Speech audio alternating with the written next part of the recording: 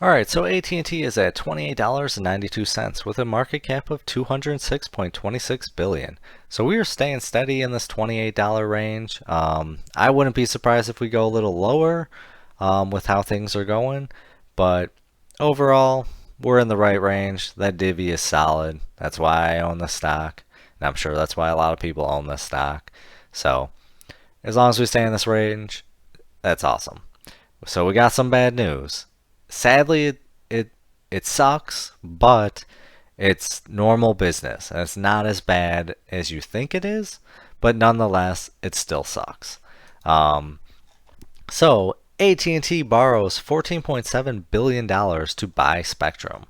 So if you're familiar with AT&T in my previous videos, I'm very big pro AT&T, but sadly we are in like $150 billion in debt. They're aggressively paying it off, but nonetheless we are in debt levels that are they're unsafe. That's just something there's nothing around that. And we just added $14.7 billion on top of that.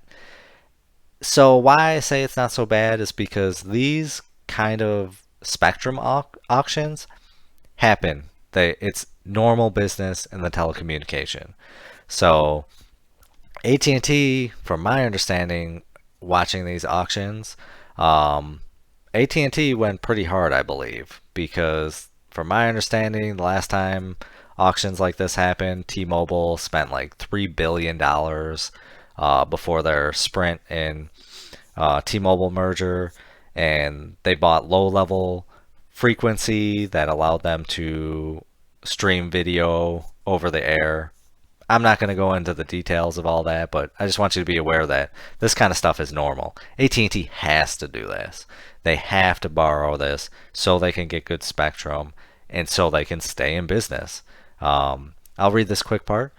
The operator is one of a number of big telcos expected to shoulder the lion's share of the financial burden of the FCC's auction of 3.7 gigahertz C-band frequencies, which raised a staggering $80.92 billion in the first stage. Phase 1 drew to a close last month, and the second phase, the assignment stage, in which telcos bid for their position on the spectrum, is due to get underway on Monday, but is not likely to add a significant amount to the auction total. So, this is just business. Sadly, it sucks that we just added $15 billion onto our debt when we are aggressively paying this down. Now, from my understanding, this is just a 1-year loan. I'll read this quick part.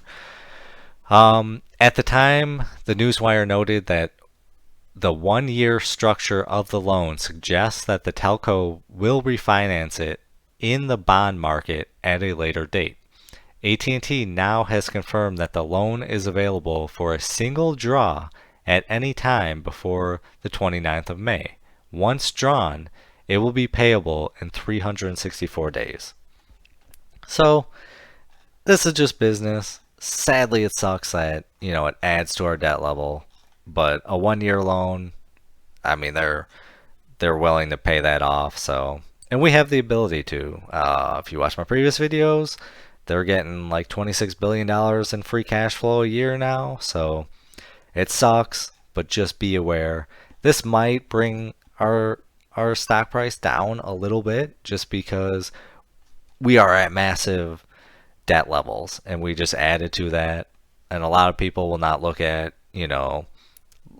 this. They'll just see it as a bad thing, but AT&T has to do this. They have to do this if they're going to compete.